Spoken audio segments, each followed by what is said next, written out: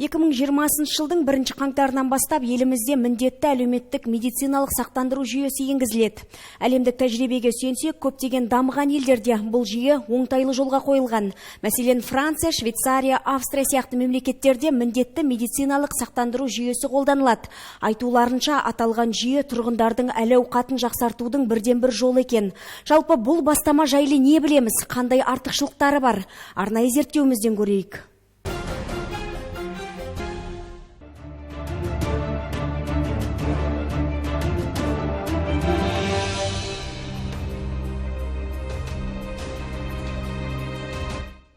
Дулат Қоңыратбаев менеджер болып жекеменшік компанияда жұмыс жасайды. Бас ауырып, балтыры сыздаса, ақылы медицинаға жүгінеді. Келер жылдан бастап енгізілетін міндетті әлеуметтік медициналық сақтандыру жүйесін естіп, қуанышын жасырмады. Жаңа бастамадан ұтпасақ ұтылмаймыз дейді ол.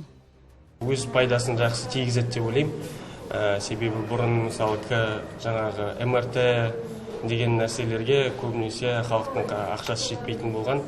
Енді қазір 1 қаңтардан енетін болса, өте күшті жүйе деп ойлаймыз. Осы әр адам өз денсаулығын жақсы қарай алатын болады деп ойлаймын. Ең бірінші сапаға көңіл бөлінеді. Жаңа жүйенің мүмкіндігі мол. Диагностикадан бастап қымбат отаға дейін тегін жасалады. Яғни кез келген адам мемлекеттік немесе жекеменшік клиникада медициналық көмек алады. Кеткен шығындарды қор төлейді. Кейбір дәрі-дәрмектер де тегін беріледі. Оны еліміздің кез келген дәріханаларынан ала аласыз. Қор бұл қызметке де ақы төлеуді өз міндетіне алған. Жаңа жүйе аясында электрондық қызмет көрсетіледі.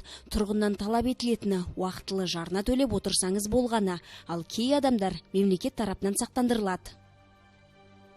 Әлеуметтік сақтандыру бойынша 15 санатқа кіретін 11 миллиондай халық мемлекет тарапынан сол адамдар сақтандырылады.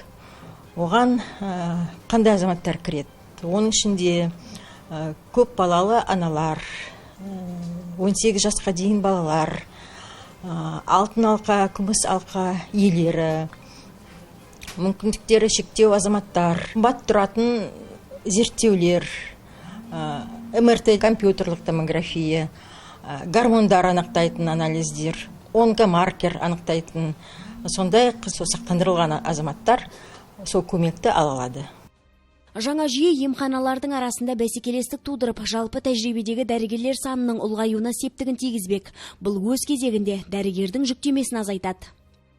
Мысалы, өте жоғары қымбат қызмет түрлерін кейбір адамдар бізде ала алмаса, енді осы жүйе енгізілгеннен кейін соны алады деген сондай жоспар бар. Оған бүгінгі күнде барлық осы қызмет түрлері осыған жасақталып келе жатыр.